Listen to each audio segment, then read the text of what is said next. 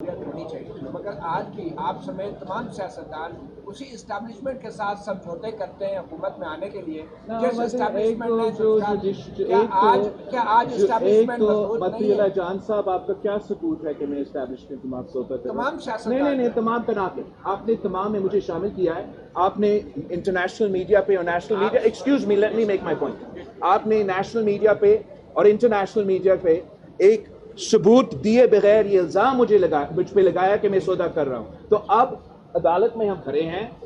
اگر آپ کے پاس ثبوت نہیں ہے تو وہ بتائیں، اگر ثبوت ہے تو مجھے بتائیں کہ کون سا ثبوت ہے کہ میں سودا کر رہا ہوں. جی بلاول صاحب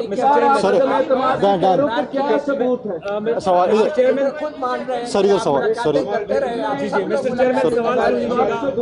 میں کسی چیز پہ سودا کیا ہے.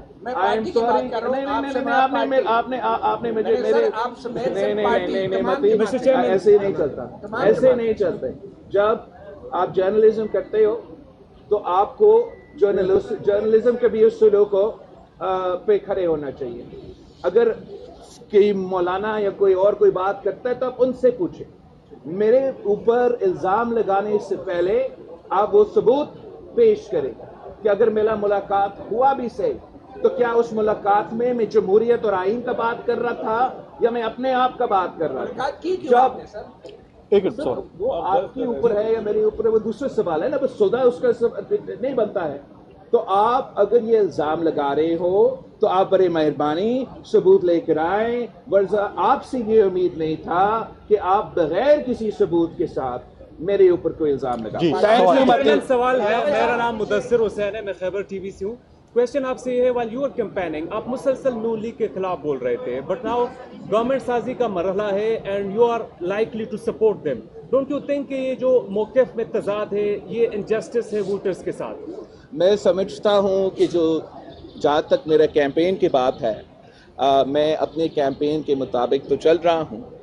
اور اگر میں الیکشن جیت جاتا اور میں سنگل لارجسٹ پارٹی ہوتا تو بھئی آپ کو بھی کہہ سکتا تھا اور آپ کو بھی کہہ سکتا تھا کہ یہ میرا مینڈیٹ ہے، کسی اور کا نہیں ہے. مگر آپ عوام کا دانش مندی، عوام کا شعور یہ دیکھ لیں کہ پاکستان کے عوام نے کسی ایک جماعت کو وہ اکثریت ہی نہیں دی، وہ تعداد ہی نہیں دیا کہ وہ اپنے طور پہ حکومت کرے.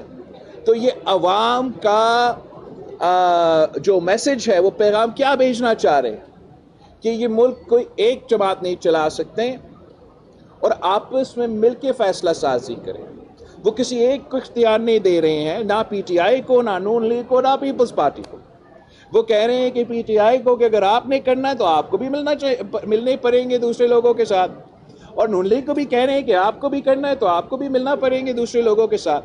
اور اس پروسیس کو، جمہوریت میں اس پروسیس کو آپ کمپرومائز کرتے ہیں، جس کا مطلب یہ ہوگا کہ جو سیاسی جماعتیں کوئی اتحاد بناتے ہیں تو they'll have to be a give and take. کسی کا 1-2 پوائنٹس مانے جائیں گے، کسی اور کا 2-3 پوائنٹس مانے جائیں گے. اور آپ جو اس کو جمہوریت کی کمی میں یا میرا کسی کمی میں پیش کرنے کی کوشش کر رہے ہو، میں سمجھتا ہوں یہ بالکل برعکس ہے. اور حقیقت یہ ہے کہ پاکستان کے عوام نے ایک ایسا فیصلہ دیا ہے جس پہ اب مجبوراً تمام سٹیک ہولڈرز، خاص طور پہ جو سیاسی جماعتیں ہیں، ان کو آپس میں مل بیٹھ کے کنسنسس بنانا پڑے گا تاکہ ہم نہ صرف جمہوری نظام کو بچا سکے، اپنا پارلیمانی نظام کو بچا سکے، اپنا وفاق کو بچا سکے، اپنا معیشت کو بچا سکے. مگر جو واحد طریقہ ہے اس پورا کشمکش میں، اس پورا تقسیم میں، جو واحد طریقہ ہے کہ ہم اس سے نکلے، وہ ڈائیلاگ اور کمپرومائز. کرن ایک منٹ، خاتون ہے پلیز.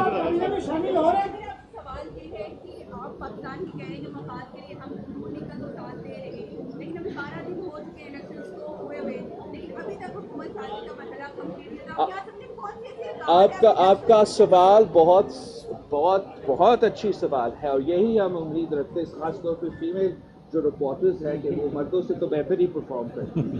اب آپ کی سوال بہت اگلی ہے. اس کے 2 کمپوننٹس ہیں. کہ آپ بالکل صحیح کہہ رہے ہیں کہ 10 دن ہو چکے ہیں اور جو ہم پاکستان میں یا 11-12 دن شاید اور جو پاکستان کا پولیٹیکل سٹیبلٹی پہ سوالات اٹھ رہے ہیں, لیجیٹمیسی الیکشن پروسیس پہ سوالات اٹھ رہے ہیں, اور جتنا جلدی حکومت سازی کا عمل مکمل ہو جاتا اتنا ہی بہتر.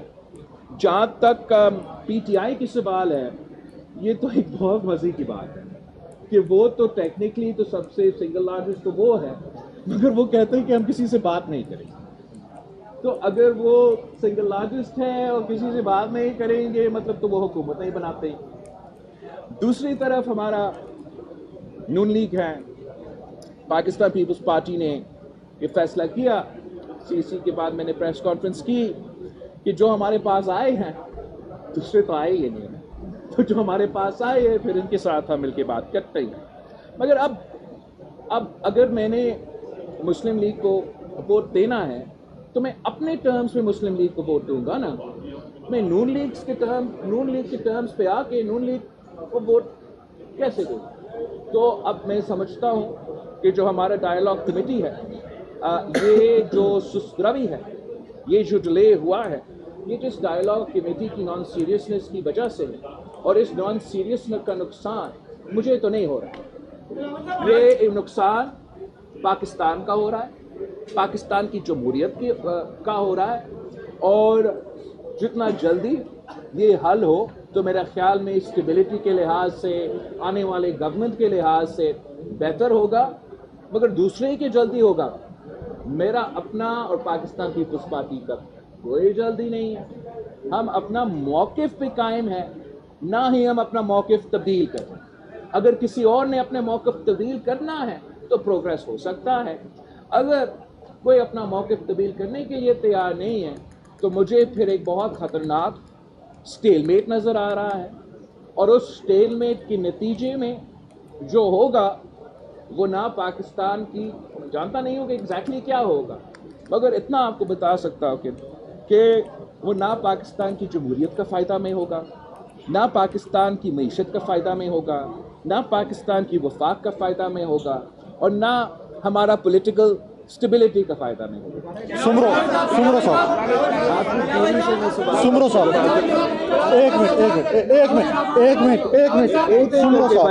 ایسے نہیں کہہ سکتا نا ان کو.